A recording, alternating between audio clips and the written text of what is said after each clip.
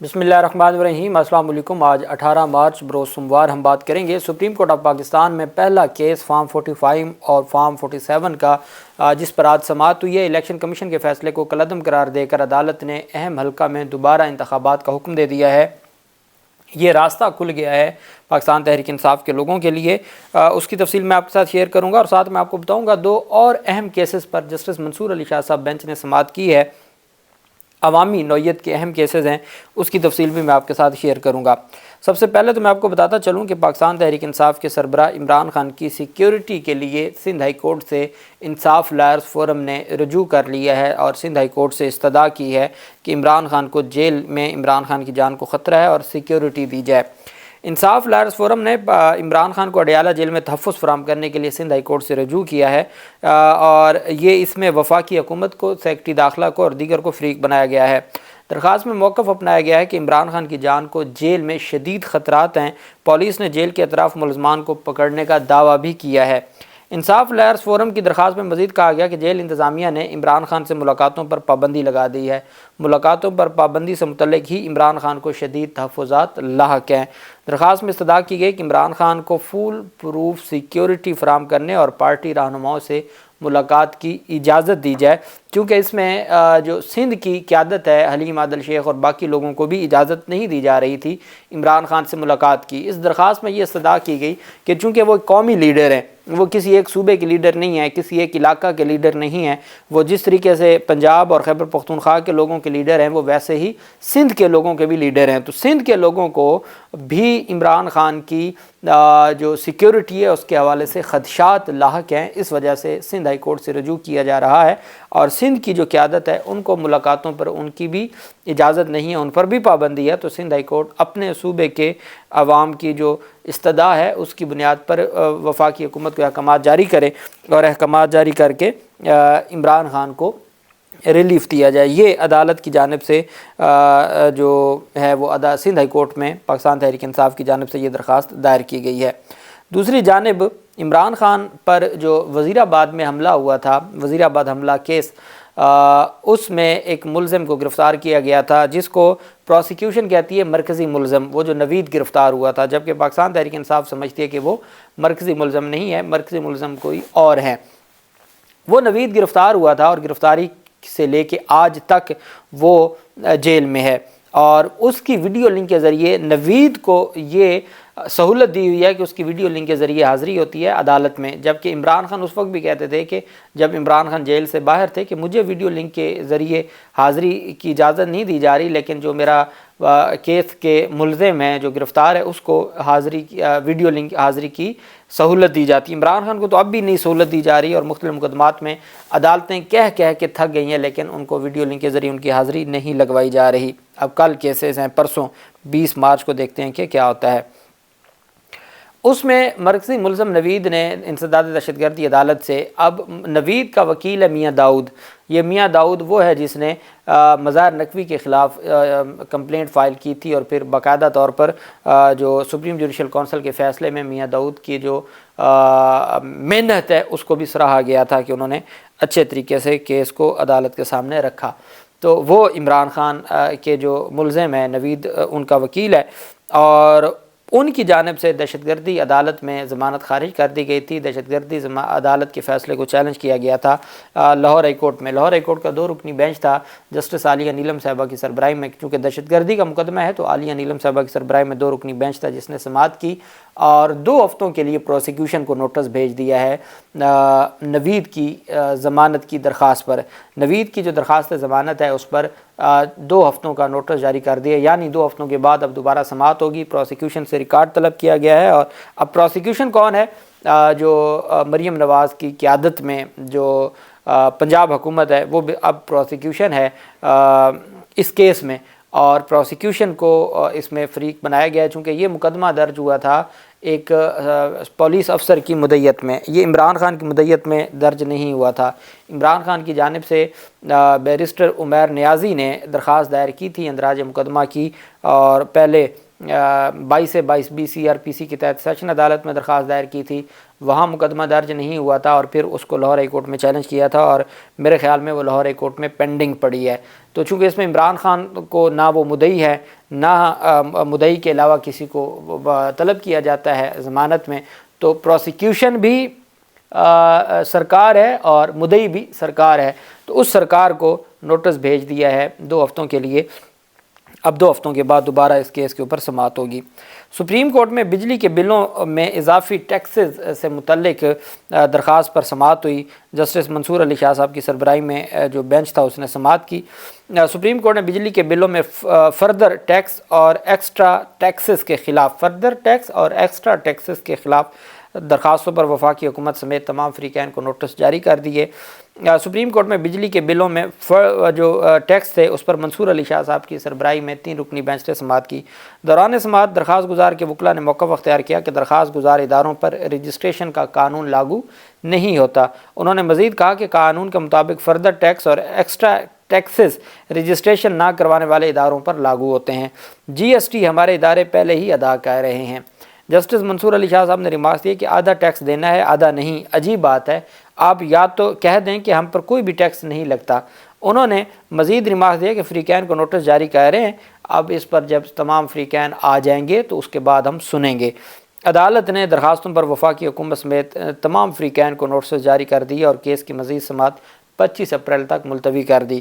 یہ basically Lahore high court میں اس وقت بینچ نے جو مختلف ٹیکس تھے ان کو کالعدم قرار دے دیا تھا اور اس فیصلے کے خلاف پھر اپیلیں دائر ہوئی تھیں، اور اپیلوں میں بیسیکلی اس میں تھا کہ جی فلاں اتھارٹی نہیں فلاں اتھارٹی ٹیکس لگا سکتی ہے، اس طرح کا معاملہ تھا، اور مختلف جو انڈسٹریز ہیں اور شوگر ملیں ہیں یہ ساری کی ساری پہنچی تھیں سپریم کورٹ میں، اور اس پر اب وفاقی حکومت کو نوٹس جاری کر دیا ہے عدالت نے۔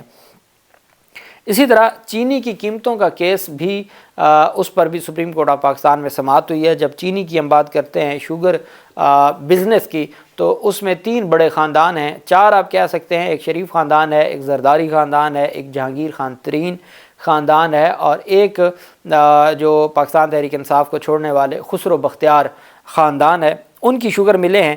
اور چینی کی قیمتوں سے متعلق پہلے جو کین کمشنر تھے اس کے پاس اختیار تھا کہ وہ چینی کی قیمتیں متعین کریں گے۔ پھر یہ سارا معاملہ گیا لاہور ہائی کورٹ میں، لاہور ہائی کورٹ نے حکومت کو اختیار دے دیا۔ اب اس کے خلاف بھی یہ گئے ہیں کہ حکومت کے پاس بھی اختیار نہیں ہے اور حکومت کو بھی کسی صورت میں اختیار نہیں ملنا چاہیے۔ اس بابت یہ پہنچے سپریم کورٹ آف پاکستان میں۔ جسٹس منصور علی شاہ صاحب کی سربراہی میں 3 رکنی بینچ نے ہی سماعت کی، اور ملک میں چینی کی قیمتوں کے تعین سے متعلق کیس میں سپریم کورٹ نے لارجر بینچ تشکیل دینے کے لیے معاملہ انتظامی کمیٹی کو بھجوا دیا۔ نگران حکومت کے دور میں جب محسن نقوی کا پنجاب میں دور تھا تو اس وقت جو کین کمشنر پنجاب تھے ان کی جانب سے جو یہ کہا گیا تھا کہ جی سبسڈی کے نام پر اربوں روپے شوگر ملوں نے کمایا ہے، اور پھر اس کے بعد اور ساتھ یہ کہا تھا کہ ہم نے چونکہ طے کرنا ہوتا ہے ریٹ، اور ہمیں لاہور ہائی کورٹ کی جانب سے اسٹے آرڈر جاری کر کے روک دیا گیا، اس پر وہ اپنے پیسے کما رہی ہیں شوگر ملیں، اور اربوں روپے کما چکی ہیں۔ پھر لاہور ہائی کورٹ نے باقاعدہ اس افسر کے خلاف توہین عدالت کی کارروائی شروع کی تھی جس نے یہ الزام لگایا تھا کہ لاہور ہائی کورٹ کے اسٹے کی وجہ سے ریاست کو اربوں روپے کا نقصان ہوا چینی کی مد میں اور سبسڈی کی مد میں، اور جو شوگر مافیا انہوں نے اتنا پیسہ کمایا۔ تو پھر لاہور ہائی کورٹ سے معاملات ہوئے، پارٹلی ان کی درخواست منظور ہوئی، پارٹلی خارج ہوئی، پھر وہ سپریم کورٹ شوگر جو ملوں کے لوگ ہیں وہ پہنچے۔ تو ملک میں چینی کی قیمتوں کے تعین سے متعلق کیس میں سپریم کورٹ نے لارجر بینچ تشکیل دینے کے لیے معاملہ انتظامی کمیٹی کو بھجوا دیا۔ چینی کی قیمتوں سے متعلق کیس کی سماعت جج جسٹس منصور علی شاہ صاحب کی سربراہی میں 3 رکنی بینچ نے کی۔ وکیل نے کہا کہ جولائی اور ستمبر 2021 میں وفاقی حکومت نے ملک بھر میں چینی کی قیمت کے تعین کا حکم جاری کیا تھا۔ حکومتی نوٹیفیکیشن کو ہائی کورٹ میں چیلنج کیا، فیصلہ شوگر ملز کے حق میں آیا۔ شوگر ملز کے وکیل نے کہا کہ حکومت نے 1977 میں قیمتوں کے تعین کا قانون بنایا تھا۔ حکومت نے نوٹیفیکیشن 1977 کے قانون کو مد نظر رکھتے ہوئے کیا۔ اس وجہ سے چونکہ اس میں قانون کی تشریح کا معاملہ ہے، اس وجہ سے آپ لارجر بینچ بنا دیں۔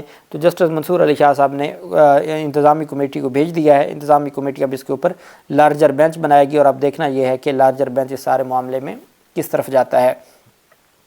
دوسری طرف پہلی بار سپریم کورٹ آف پاکستان میں فارم 45 اور فارم 47 کا معاملہ پہنچا، اور یہ اس وجہ سے پہنچا کہ اور چیف جسٹس قاضی فیصل صاحب کی سربراہی میں بینچ نے سماعت کی۔ یہ پی بی پروونشنل ہے بلوچستان کی سیٹ 50 قلعہ عبداللہ، وہاں سے اے این پی کے زمرد خان کامیاب ہوئے تھے، اور زمرد خان کی کامیابی کو جمعیت علماء اسلام کے ملک نواز اور پشتونخوا عوامی پارٹی کے میر وائز اچکزئی نے الیکشن کمیشن میں چیلنج کیا تھا، اور الیکشن کمیشن نے ملک نواز کی درخواست پر زمرد خان کی کامیابی کا نوٹیفیکیشن روکتے ہوئے 6 پولنگ سٹیشنز پر دوبارہ پولنگ کا حکم دیا تھا، جس سے زمرد خان نے سپریم کورٹ میں چیلنج کیا تھا۔ آج سپریم کورٹ آف پاکستان میں سماعت ہوئی۔ سپریم کورٹ نے بلوچستان کے حلقہ پی بی 50 قلعہ عبداللہ میں دوبارہ انتخابات کروانے کا حکم دے دیا۔ چیف جسٹس قاضی فیصل کی سربراہی میں 3 رکنی بینچ نے سماعت کی۔ بینچ میں جسٹس عرفان سعادت خان اور جسٹس نعیم اختر افغان شامل تھے۔ سماعت کے آغاز پر عوامی نیشنل پارٹی سے تعلق رکھنے والے درخواست گزار زمرد خان کے وکیل وسیم سجاد نے دلیل دی کہ جن پولنگ اسٹیشن سے میرے موکل زمرد خان کامیاب ہوئے تھے، صرف وہاں دوبارہ گنتی کا حکم دیا گیا ہے۔ میرے موکل زمرد خان نے حلف بھی اٹھا لیا تھا، لیکن الیکشن کمیشن نے نوٹیفیکیشن معطل کر دیا۔ جو پاکستان تحریک انصاف کے مختلف امیدواروں کو ان کی نوٹیفیکیشن حلف اٹھانے کے بعد مختلف انتخابات میں صدر کے اور باقی انتخابات میں ووٹ کاسٹ کرنے کے بعد بھی دوبارہ گنتی کا حکم جاری ہو رہا ہے اور کامیابی کے نوٹیفیکیشن معطل ہو رہے ہیں، تو یہ بھی ویسے ہی معاملہ تھا۔ تو اس کا مطلب یہ ہے کہ الیکشن کمیشن کے فیصلے کے خلاف direct supreme court of Pakistan entertain کر رہی ہے۔ سماعت کے آغاز میں عوامی نیشنل پارٹی نے کہا کہ جن پولنگ سٹیشنز پر زمرد خان جیتے تھے، صرف وہاں 6 پولنگ سٹیشنز پر دوبارہ گنتی کا حکم دیا گیا ہے۔ میرے موکل زمرد خان نے حلف بھی اٹھا لیا، لیکن الیکشن کمیشن نے نوٹیفیکیشن معطل کر دیا۔ جمعیت علماء اسلام فے کے وکیل نے کہا کہ جہاں زمرد خان جیتے وہاں فارم 45 اور فارم 47 میں تضاد ہے۔ انہوں نے کہا کہ جو 6 پولنگ سٹیشن میں جیتے ہیں وہاں فارم 45 میں ہم جیتے ہوئے ہیں اور فارم 47 میں یہ جیتے ہوئے ہیں۔ یہی الیکشن کمیشن کو ہم نے فارم 45 اور فارم 47 کا تضاد بتایا، اس کو انہوں نے تسلیم کیا، تسلیم کر کے دوبارہ پولنگ کا حکم دیا۔ تو اس میں کوئی ایسی بات نہیں ہے، یہ فارم 47 پہ جیتا ہوا ہے۔ وکیل درخواست گزار نے کہا کہ الیکشن کمیشن کی مخصوص پولنگ سٹیشنز پر 99% ٹرن آؤٹ مشکوک قرار دینے کی دلیل قابل قبول نہیں ہے۔ اب مزے کی بات یہ ہے کہ جن 6 پولنگ سٹیشنز پر وہ جیتا ہے وہاں 99% ٹرن آؤٹ شو کروایا گیا الیکشن کمیشن کے فارم 47 میں۔ تو انہوں نے کہا کہ 99% ٹرن آؤٹ ہونا کوئی مشکوک بات نہیں ہے، حلقے کے کئی پولنگ سٹیشنز پر بھی ٹرن آؤٹ 99% تھا، مگر وہاں دوبارہ ووٹنگ کا حکم نہیں دیا گیا۔ اب یہ تو پاسبل ہی نہیں نا کہ 99% ٹرن آؤٹ ہوتا، یہ بات سپریم کورٹ آف پاکستان نے بھی دیکھ لی۔ فارم 45 47 تو اپنی جگہ، ٹرن آؤٹ 99% کیسے ہو سکتا ہے؟ اس پر چیف جسٹس قاضی فیصل صاحب نے ریمارکس دیا کہ عدالت کو اتنی باریکیوں میں نہ لے کر جائیں، ٹرائبونل بن چکے ہیں، اپیل وہاں دائر کریں، عدالت بیٹھ کر 400 الیکشن کیسز نہیں سن سکتی۔ فارم 45 فارم 47 ٹرن آؤٹ یہ باریک باتوں میں نہ جائیں، عدالت کے پاس اتنا ٹائم نہیں ہے کہ 400 الیکشن کیسز سننے بیٹھ جائے، اب ٹرائبونل بن چکے ہیں، وہاں جائیں، اپیل کریں۔ ان کا کہنا تھا اگر فریقین رضامند ہیں تو پورے حلقے میں دوبارہ پولنگ کروا دیتے ہیں۔ بعد میں عدالت نے الیکشن کمیشن کا صرف 6 پولنگ سٹیشنز پر دوبارہ ووٹنگ کا حکم کالعدم قرار دیتے ہوئے دوبارہ پولنگ کا حکم دے دیا۔ عدالت نے ریمارکس دیا کہ الیکشن کمیشن آئین اور قانون کے مطابق شفاف پولنگ یقینی بنائے۔ یہ حکم نامہ جاری ہوا ہے۔ الیکشن کمیشن کا 6 پولنگ سٹیشنز کی حد تک ری پولنگ کا حکم نامہ کالعدم قرار دے دیا ہے اور پورے حلقے میں دوبارہ انتخابات کروانے کا حکم دے دیا ہے سپریم کورٹ آف پاکستان نے۔ اللہ پاک پاکستان کا حامی و ناصر ہو۔ بہت شکریہ۔ اللہ حافظ۔ پاکستان زندہ باد۔